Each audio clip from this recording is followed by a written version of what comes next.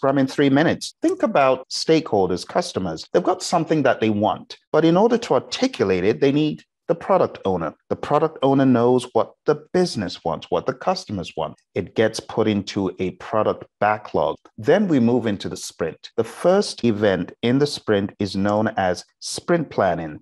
Meet the rest of the team. Here we have the Scrum Master, who is like a coach for the team, a servant leader who coaches the team into excellence in Scrum. And then we have the developers. The developers are those individuals who get the work done in this world. Now, in sprint planning, our goal is to come out with a sprint backlog. The sprint backlog has a goal. It has the items that we're going to work on in the sprint. The sprint is a time box. A time box in this world of Scrum, anywhere from 1 to 4 weeks. The team gets work done in this time box. So everything that's selected in the sprint backlog should fit within the time box. The next event is called a daily scrum. This is where the team answers 3 questions. What have I done yesterday to move us towards a sprint goal? What am I going to do today to move us towards a sprint goal? Are there any impediments in my way? Are there any accelerators that the team needs to know about? Here they are. We'll talk about them after the meeting, in a different meeting if needed. The next thing that happens, it's an optional one. It's called backlog refinement.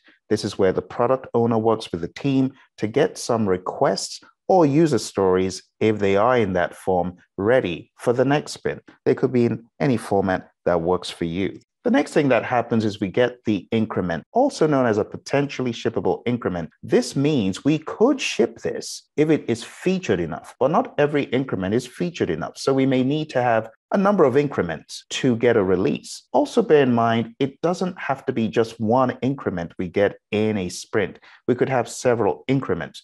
The next event that happens is known as a sprint review. This is where the customers, the stakeholders give us feedback as far as what we have created. From this great feedback, we know what to do in subsequent sprints. The next event is a sprint retrospective. This is where we look at what went well, what didn't go so well, what can we improve on right now, and what can we improve on perhaps even in the next sprint. We put these into the backlog. You want to have a mindset of getting improvements done as quickly as possible.